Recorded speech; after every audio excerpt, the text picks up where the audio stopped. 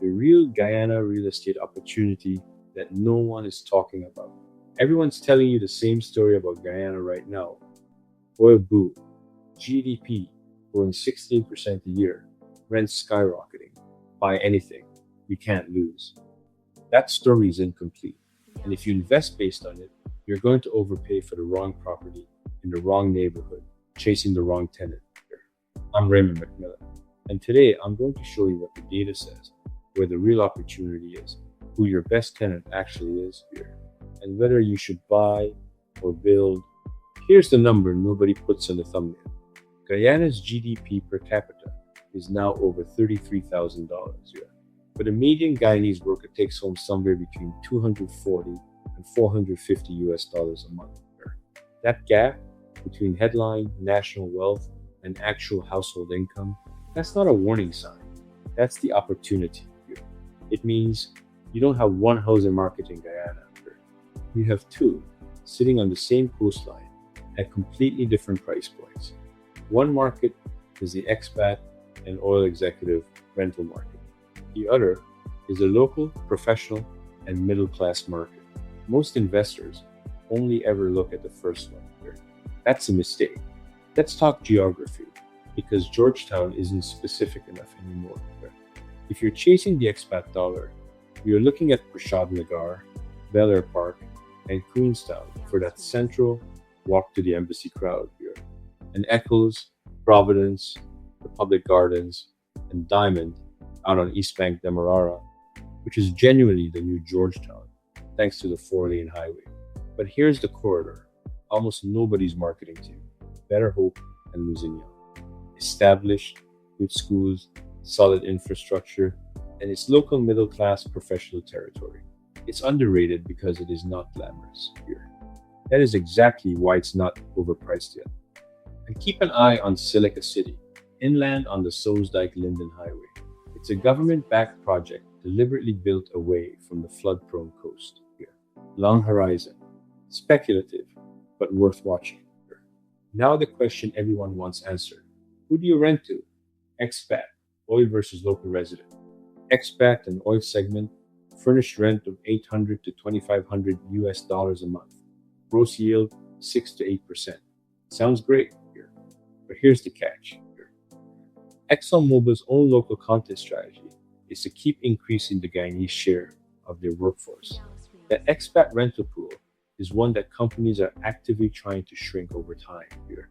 You're renting into a shrinking pool at a premium price.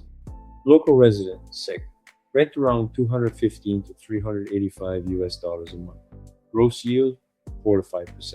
Lower yield, sure, yeah. But this is the entire non-oil formal workforce here.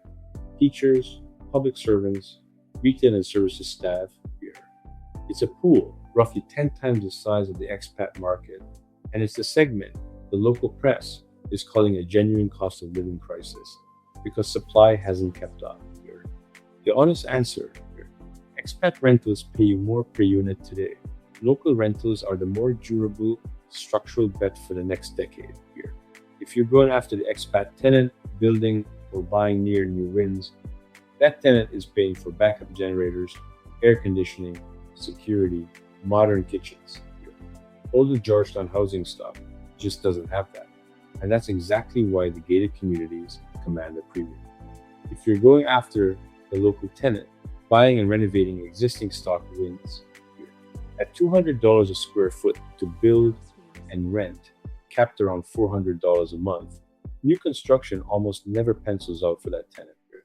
But here's the move most investors are completely missing: small multifamily, a duplex, a triplex, a quad here. Almost everyone building in Guyana right now, expat or local, is building single family detached home. Split one piece of land across 2 to 4 rental units, and you materially improve your yield on either tenant type. Nobody's doing this at scale yet here. I am not going to sell you a fantasy. Here is what can go wrong: title risk. Guyana runs 2 parallel land registration systems. Get a real attorney. Currency risk. Local rents are in Guyana dollars here. If you need US dollar returns, that's an exposure you're carrying. Oversupply risk. Everybody's building gated communities for the same expat tenant right now. That segment could soften in 3 to 5 years. Then there is flood risk. Most of Georgetown sits on flood prone coastal land. That's literally why Silica City exists. None of that means don't invest. It means invest with your eyes open. The headline story is Guyana is booming. Buy anything here. The real story is more precise than that. And precision is what protects your money. If you want the full breakdown, the neighborhoods, the numbers, the buy versus build math, this is the Macmillan Group and Prime Path Mortgage and Financing Solutions Incorporated here. Clarity creates opportunity. Like, subscribe, share,